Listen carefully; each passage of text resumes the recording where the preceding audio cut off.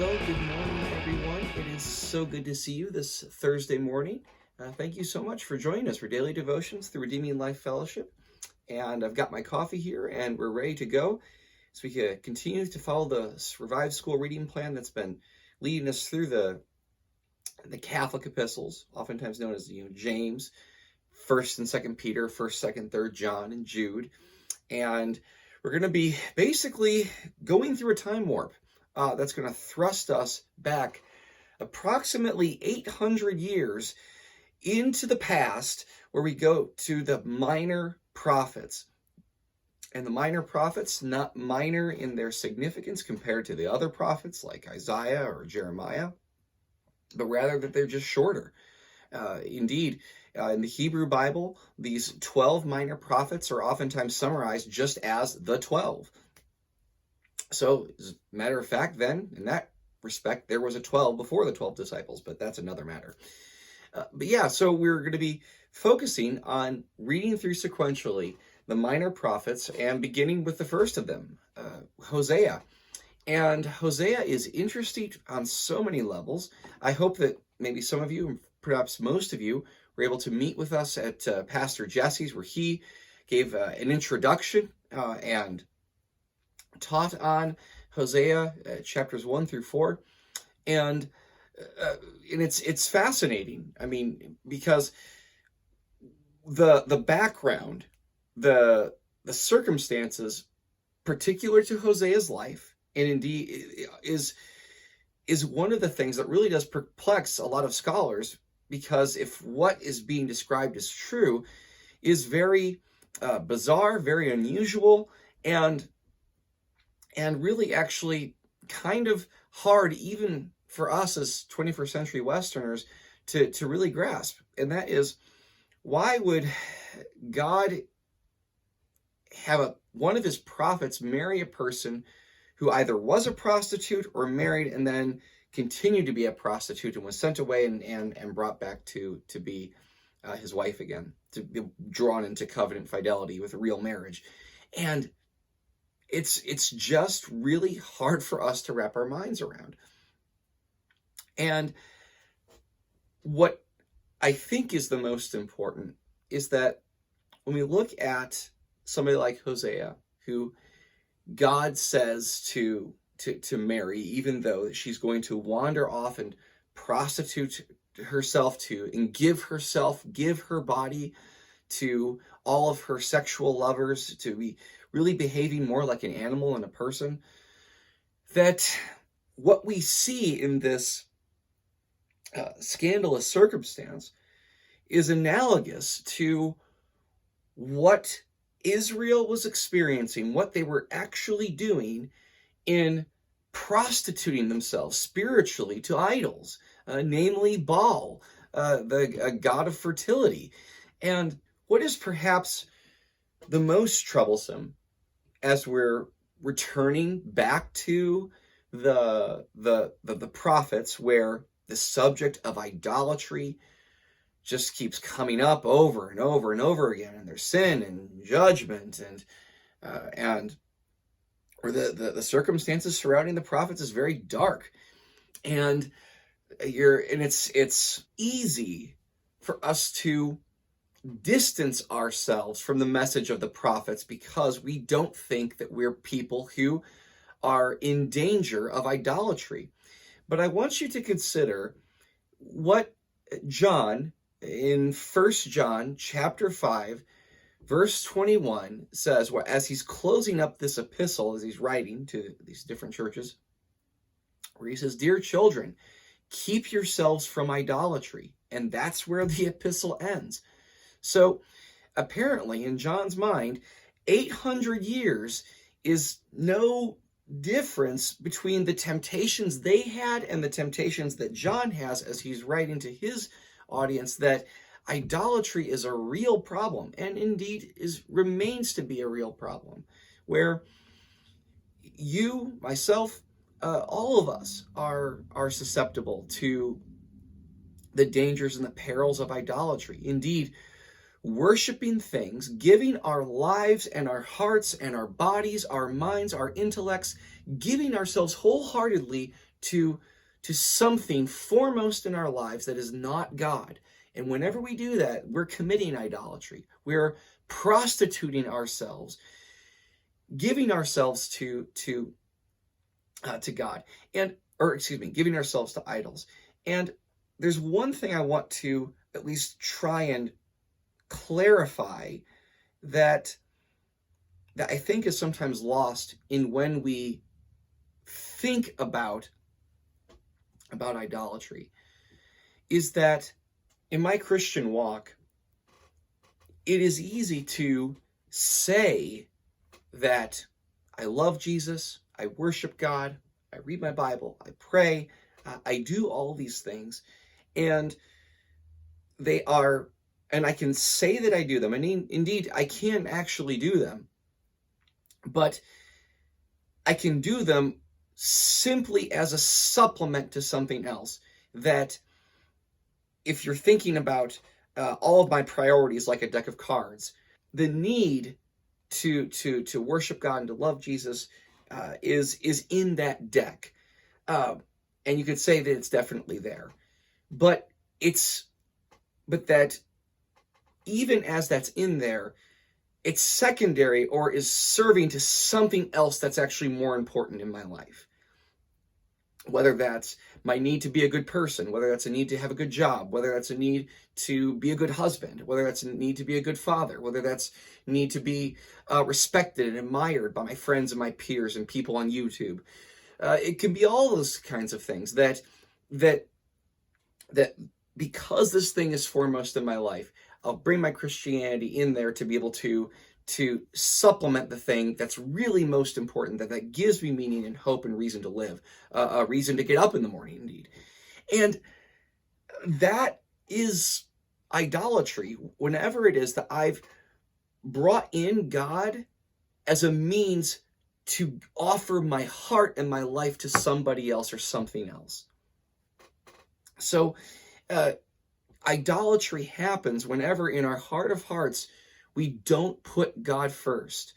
And Israel, the nation that Hosea was prophesying to, was in just this very moment where they felt like they could worship God, but in their heart of hearts that they would prostitute themselves to these idols, because they were the ones who, if you gave them the truth serum, they were the ones that believed that if they prostitute themselves to these fertility gods, that this would be the sort of thing that would bring the rain, that they would bring their fertility, that would secure the flourishing of their families, and that as long as those things were in place, then everything would be all right. And they were a people who would not put God first, because whenever we put God first, that means the things that we've made into idols have to go, or they have to be exposed for what they are. And so in that way, worship of God always begins with putting God first in your actions, in your thoughts, in your imaginations, in your intellect, in your ambitions. The first step away from idolatry is putting God first. It's not the only step, but it is the first step. Indeed, making God the very center of your life. And when we do that, that's when real growth, real life, real wholeness and spiritual maturity and fellowship with God actually is possible. Indeed, it's a reality in our lives, because we've decided to say, God, because you are God, because you are holy, because there is no one like you, I am going to put you first above all things. And that it's your word that's authoritative over my life, and I'm your creation. And so there's no one who is worthy of offering my whole life to but you. So therefore, I'm going to put you first. That's worship. And God wants us to be a people who truly worship him, who indeed worship him in spirit and in truth. And we can't do that if we live our lives in patterns and habits of idolatry and offering our lives to things that are other than God. So with that in mind, I think we can, that's something to bear in mind, certainly, as we're reading through not just Hosea, but indeed all the prophetic literature. But I want us to bear that in mind when we return, or we look at Hosea chapter 6. Indeed, the Revived School reading plan leads us through today, which is supposed to be chapters 5 through 8, but we're really going to focus on just a few verses. And look with me together at Hosea chapter 6, verses 1 through 3. Come, let us return to the Lord. He has torn us to pieces, but he will heal us. He has injured us, but he will bind up our wounds. Let's pause there for a second. Isn't it fascinating that what's being described here is affliction from the hand of God, indeed punishment from his hand? That God is the one who's responsible to punish justly and to respond to that punishment with healing. So, in other words, God, in his holy love, will afflict you and I and heal us if that's what it takes to rescue us from idolatry. Indeed, whenever we give our lives and our hearts to something other than God, not only is that it's sin, it's breaking covenant faithfulness with God, it's playing the harlot, it's being a prostitute, but that God does what he does, indeed punishes and heals so that our hearts would actually turn towards him. And so remember that if you feel as though that in learning how to put God first, then God is exposing idols for what they are, in his love takes away the things that are most precious to us, it's quite reasonable, I would say even likely, that God does so that he can rescue us from idolatry. And that it's an act of love, not an act of being a mean-spirited bully who's just out to spoil all of your fun. God, indeed, he wounds and he heals so that he can rescue us from the corruption of a sinful heart that's bent on idolatry and running away from God. God doesn't want us to be spiritual prostitutes. He doesn't want us to be real prostitutes. But let's continue. And it says this. Verse 2, after 2 days he will revive us. On the third day he will restore us, that we may live in his presence. It's worth noting from verse 3 that we can't live in patterns of idolatry and still have fellowship with God. Indeed, intimate, life-giving fellowship with God. That's why Hosea calls to Israel, he calls to the church, he calls to you and I to come and return to the Lord. And to do so, it means that we're turning away from idolatry. We can't be running towards God and running towards our idols at the same time. Let's continue. Verse 3, let us acknowledge the Lord. Let us press on to acknowledge him. As surely as the sun rises, he will appear. He will come to us like the winter rains, like the spring rains that water the earth. So to acknowledge God isn't just to acknowledge that he exists, but rather that he is indeed God, and he has a claim on our lives. He is the one who provides for us. He's the one who rescues us. He's the one who sustains us. And then apart from him, we have nothing. Indeed, it's in him that we live and move and have our very being. We owe our existence, our life, our very being to him. That's what it means to acknowledge him. What gives me hope in chapter 6 is to know that whenever we run away from God and find and can scheme up different ways of running away from God, and our lives become messes because of it, it's easy to want to think that I've done so much and I've failed so hard that I can't return to God. And Hosea tells us something differently, that each of us has the choice today to turn away from idols and to turn to a God who actually loves us, who loves us enough that he would wound us and heal us to rescue us. That is a profound and most holy, unconditional love that I know. And I don't want to waste my life chasing after things that will not love me back when there's a God who calls me to return to him because his love is the most real thing in the universe. That's the love that I want, because that's the love that I need. Oh, that I so desperately need.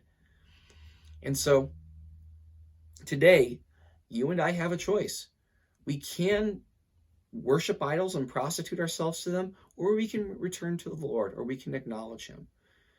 And I pray for you, Bryce, Faith, Bree, Luke, David, B, Tom, Robert, Deb.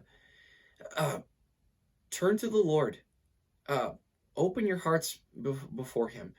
Take time today, in the quietness of your heart, to say, God, even as in my life I have chased after so many things, I never want my chasing after all of these things to become more important than pursuing you and loving you and acknowledging you and desiring you more than anything. And I pray that that's a place where God has us, because when God has us there, then we're free to be the people we were made to be. That is, made to be people who walk in life giving holiness and joy and love and fellowship with the living God.